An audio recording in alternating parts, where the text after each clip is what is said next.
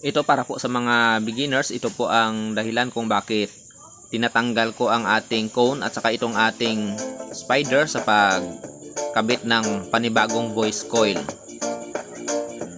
So ito, sundan nyo lang po mga boss kung paano ko ito ginagawa. Ayan, nilagay ko po ang voice coil at saka naglagay po ako ng spacer. Ang spider po na iyan ay hindi pa po natin nilagyan ng pandikit sa ating frame. So ito, naglagay lang po tayo ng epoxy dito sa ating voice coil at saka dito sa ating spider. Kasi pag natuyo po ito ay aalisin po natin ito para makapaglagay po tayo ng epoxy dito sa ibaba. So ayan, ito po ang lagyan natin ng epoxy mga boss para matibay po ang kapit nitong ating voice coil. So pag ganito kasi ay nalalagyan natin ng epoxy pati itong ibabang bahagi.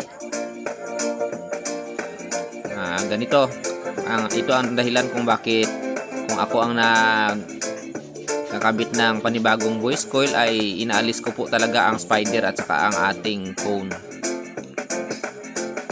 So dito sa ating connection ng ating spider at ng ating frame ay epoxy po ang ginamit ko kasi high wattage po na speaker itong inaayos natin.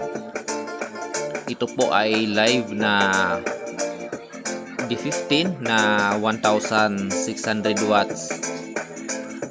Ang kanya pong voice coil nito ay 5 inches at saka in and out winding po ito.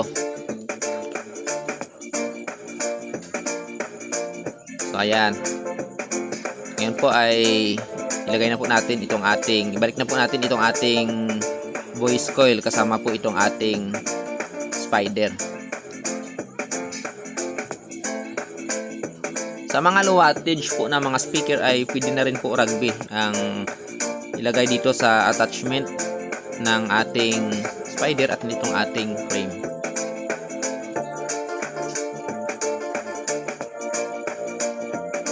Ang isunod po natin ay itong ating cone. So hindi ko na po pinakita ang paglagay ng rugby kasi po masyadong humahaba po ang ating video. Ganun na rin po itong ating rubber edging ay nalagyan ko na rin po ito ng rugby.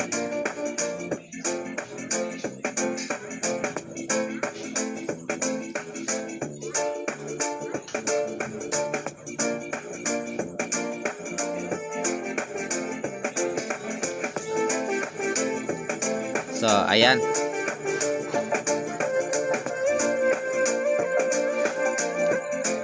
ngayon po ay i-connect na po natin itong ating winding dito sa ating pigtail.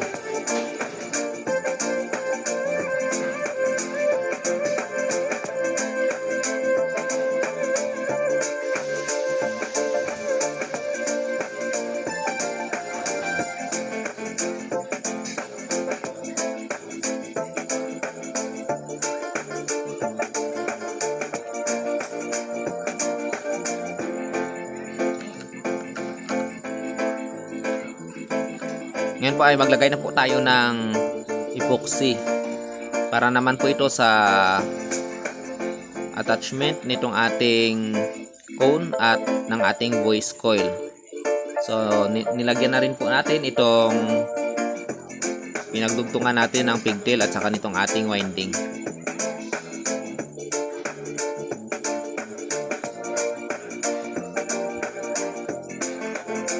So ito mga boss ay pinapakita ko lang po sa inyo kung paano ako mag-align ng voice coil. Ang pagtrabaho po ng maayos ay nasa inyo na po yon kung paano ninyo gawin. So maraming pamamaraan po na mas maganda pa po dito sa pamamaraan na aking ginagawa. So ito ay ginagawa ko lang po ito para mayroong basihan ang mga beginners nating mga kaibigan. So malaking tulong po ito para sa mga nagsisimula pa lamang po. Matapos po nating lagyan ng epoxy itong sa itaas ng ating cone, ay lagyan na rin po natin itong sa ibaba.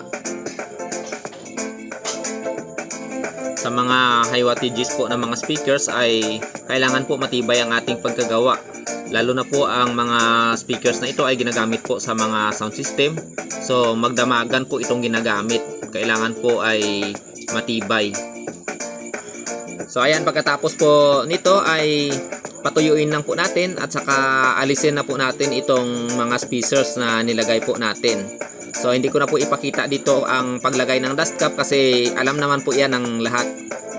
So ayan, natapos na po natin. Sa may mga kunting natutunan, humihingi lang po ako ng kunting suporta ninyo mga boss. Maraming salamat.